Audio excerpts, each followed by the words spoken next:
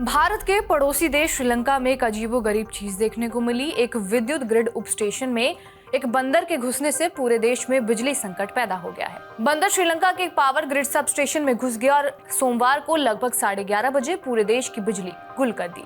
3 घंटे से ज्यादा समय के बाद भी बिजली पूरी तरह बहाल नहीं हो पाई। ऊर्जा मंत्री कुमारा जयकोडी ने कहा कि एक बंदर हमारे ग्रिड ट्रांसफार्मर के संपर्क में आ गया, जिससे सिस्टम में इम्बैलेंस यानी कि असंतुलन हो गया। उन्होंने बताया कि यह घटना दक्षिण कोलंबो के उपनगर में हुई थी। मंत्री ने कहा इंजीनियर इसे ठीक करने की कोशिश कर रहे हैं ताकि सेवा को जल्द से जल्द बहाल किया जा सके। कुछ क्षेत्रों में बिजली बहाल कर दी गई थी, लेकिन ये तुरंत स्पष्ट नहीं हो सका कि बिजली गुल कितने समय तक चलेगी। सेलोन इलेक्ट्रिसिटी बोर्ड की वेबसाइट पर एक आपातकालीन नोटिस डाला गया, जिसमें लिखा गया था कि हम द्वीपव्यापी बिजली कटौती को जल्द से जल्द बहाल करने के लिए हर संभव कोशिश कर रहे हैं। हमें हुई असुविधा के लिए खेद है और आपके धैर्य के लिए धन्यवाद। सीईबी ने श्रीलंका में बिजली कटौती के कारण का खुलासा नहीं किया। इसके बाद बिजली गुल होने के तुरंत बाद कई नागरिकों ने रेडिट पर जाकर ये जानने की कोशिश की कि क्या हो रहा है। एक यूजर ने पूछा क्या पूरे द्वीप में बिजली गुल हो रही है।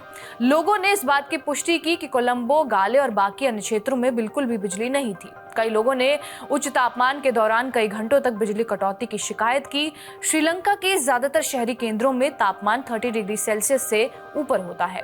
एक्यूवेदर के मुताबिक कुछ स्थानों पर जैसे रत्नापुरा में उच्च आर्द्रता के कारण तापमान वास्तव में 36 डिग्री सेल्सियस तक महसूस हो रहा था। कई लोगों ने यह शिकायत की कि देश में बिजली कटौती कितनी बार होती है, खासकर वीकेंड्स पर। बिजली गुल होने के बाद कुछ सोशल मीडिया यूजर्स ने इससे जुड़े मुद्दों को भी उजागर किया।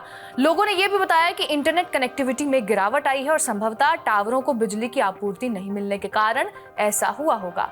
इसके अलावा बिजली कटौती के कारण पानी की कमी भी देखने को मिली, क्योंकि मोटर्स बंद हो चुके थे।